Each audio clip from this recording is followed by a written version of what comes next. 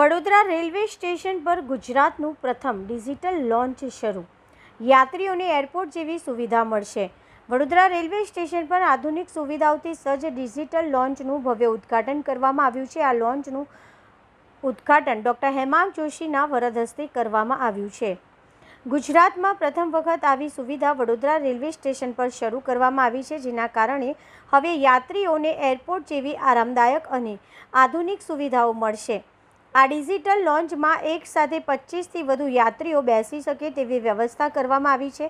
આ પ્રોજેક્ટને ભારતીય રેલવે બોર્ડ દ્વારા મંજૂરી આપવામાં આવી છે, જેમાં અનુસંધાને આ લોન્ચનું નિર્માણ પૂર્ણ કરી શરૂ કરવામાં આવ્યું છે. કાર્યક્રમમાં કેયુ રોકડિયા સહિત અન્ય અધિકારીઓ અને મહાનુભાવો ઉપસ્થિત રહ્યા હતા. આ પહેલ વડોદરા રેલવે સ્ટેશન વધુ આધુનિક બનાવવા તરફનું મહત્વનું પગલું માનવામાં આવી રહ્યું છે. આપણા દેશના યશસ્વી વડાપ્રધાન શ્રી નરેન્દ્ર મોદીજી જે વિકસિત ભારતનું સ્વપ્ન જોઈ રહ્યા છે, આજે વિકસિત ભારતનું સ્વપ્ન વિકસિત વડોદરાથી કઈ રીતે હોઈ શકે એનું પ્રતિબિંબ આજે વડોદરા રેલવે સ્ટેશન ખાતે જોવા મળ્યું છે.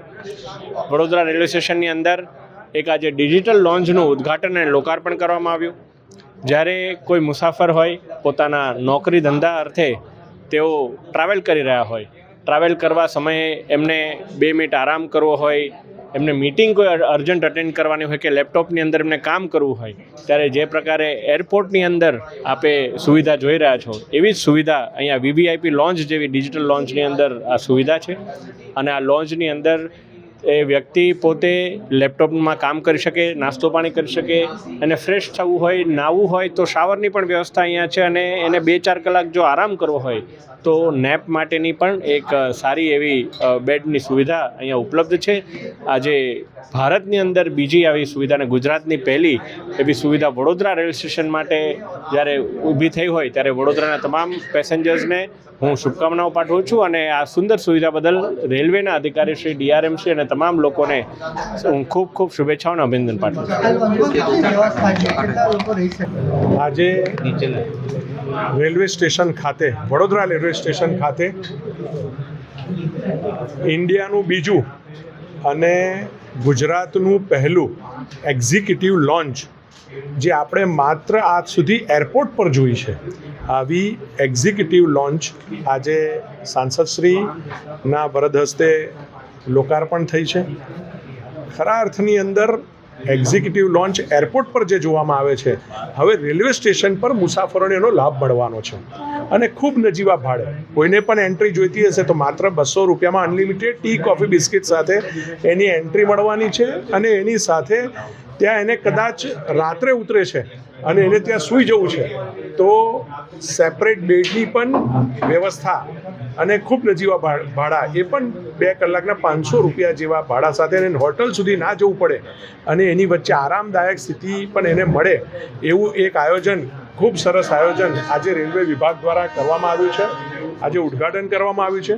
એની સાથે રેલવે વિભાગે આજ દિન સુધી જે કામો કર્યા છે અને ભવિષ્યની અંદર જે કામો કરવા રેલવે વિભાગ જઈ રહ્યું છે, જે ઇન્ટિગ્રેટેડ વ્યવસ્થા, હાઈસ્પીડ ટ્રેનથી રેલવે સ્ટેશનની અને એવી અનેક સુવિધાઓ રેલવે સ્ટેશન પર, નવા વેરહાઉસીસ બનવાની, પેકિંગ વ્યવસ્થા કરવાની, અનેક બીજી કંપનીઓ સાથે, રેસ્ટોરન્ટ સાથે કિયોસ્ક અહીંયા મૂકવાની, આવી અનેક સુવિધાઓ આપણને મળવા જઈ રહી છે.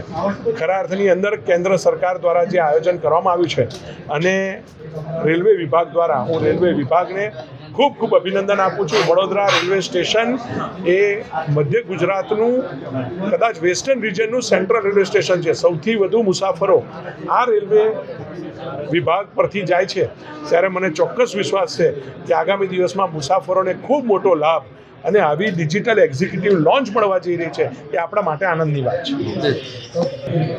नमस्कार. ऐसा है कि बड़ौदा गुजरात का और पश्चिम रेलवे का बहुत से महत्वपूर्ण स्टेशन है.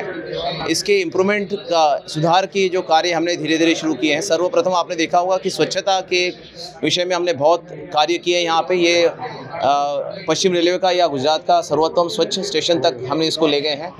साथ ही जो पैसेंजर्स यहाँ आते हैं, ये बहुत इंपॉर्टेंट इंडस्ट्रियल और कमर्शियल सिटी है, तो लोग मुंबई से, दिल्ली से, अहमदाबाद से आते हैं. अपना कार्य पूरा करके उनको वापस जाना होता है, तो उनकी सुविधा के लिए बार बार ये डिमांड थी और माननीय एमपी साहब से डिस्कशन करके ये फैसला लिया कि यहाँ पे एक लॉन्च बनाया जाए और रेल मंत्रालय के निर्देश के अनुसार नए पॉलिसी के तहत ये एक नया डिजिटल लॉन्च यहाँ बनाया गया है, जिससे जो पैसेंजर्स मानिए अहमदाबाद से आते हैं या दिल्ली से आते हैं वो यहाँ रुकेंगे, उनको शावर की भी व्यवस्था है, वो रुक के अगर उनको रेस्ट करना है ऑड आवर्स में आते हैं, जैसे राजधानी यहाँ 2:30 बजे आती है रात को, तो यहाँ 2-3 घंटा रेस्ट कर सकते हैं, शावर लेके यहाँ लॉकर है, लॉकर में सामान रख के दिन भर अपना कार्य करके रात की ट्रेन से वापस भी जा सकते हैं। तो वो बहुत ही इंपॉर्टेंट फैसिलिटी है जो इंपॉर्टेंट पैसेंजर्स हमारे आते हैं उनके लिए।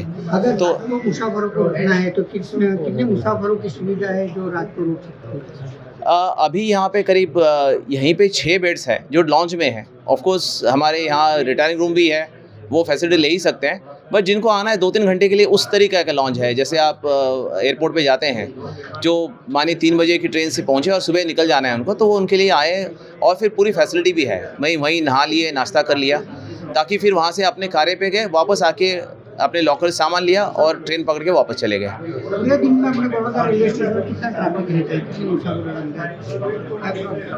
पूरे ट्रेन में बड़ौदा में करीब 17,000 फिगर है, अभी 17,000 से ऊपर फिगर है। ये फिगर इनफैक्ट बढ़ती जा रही है। और एक और चीज़ मैं आपने पूछा नहीं बता रहा हूँ कि मुसाफिरों की रिक्वायरमेंट देखते हुए आपने देखा एफओबी पे भीड़ होती है। ये अभी प्रेजेंटेशन में हमने आपको दिखाया कि 3 नए बड़े 4 नए 6 मीटर वाइड के एफओबी, हर एफओबी पे एस्केलेटर लिफ्ट लगाया जाएगा। तो वो फैसिलिटी हर पैसेंजर के लिए हमने टारगेट रखा है कि अगले 18 महीने में क्रिएट करेंगे और इससे बड़ा ही स्मूथ फैसिलिटी होगी। और साथ करीब 160 करोड़ के वर्क जो सैंक्शन हुए हैं, जो शुरू होने जा रहे हैं, तो ये स्टेशन बहुत ही सुंदर हो जाएगा और पैसेंजर्स की यूटिलिटी के लिए फैसिलिटी बहुत अच्छा हो जाएगा। सर, बड़ौदा में रेलवे अच्छा काम कर रही है, अच्छी सुविधाएं प्रोवाइड कर रही है, लेकिन बड़ौदा के लिए, बड़ौदा के लोगों के लिए जो अपना रेलवे स्टेशन का जो घर लाना है, जो आने जाने का प्रोवाइड करता है, तो भविष्य में होने की उम्मीद है कि उनको जो ये में प्रॉब्लम हो रहा है। अभी इमीडिएट तो मानसून में गरनाला में पानी नहीं भरे, उसके लिए पूरे ख्याल रखे जा रहे हैं। हमारा वीएमसी का बड़ा क्लोज कोऑर्डिनेशन है। आपने देखा वो पिछले साल पानी नहीं भरा था, इस साल भी पूरा ध्यान रखेंगे कि उसके ड्रेनेज अच्छी तरह से रहे, पंप चलते रहें, गरनाला में पानी नहीं भरे, इसको पूरा ध्यान दिया जाएगा। साथ ही गरनाला की जगह पे जो रोड और ब्रिज बनना है उसकी ड्राइंग डिस्कशन में, फाइनलाइजेशन में है, हमारी मीटिंग्स वीएम्स के साथ हो रही है और ये सैंक्शन कैसे किया जाए उसके बारे में भी जो है स्टेट गवर्नमेंट की तरफ से, हमारी तरफ से प्रयास किया जा रहा है ताकि ये वर्क सैंक्शन होके फिर वीएमसी इसको करा पाए। Okay, thank you sir.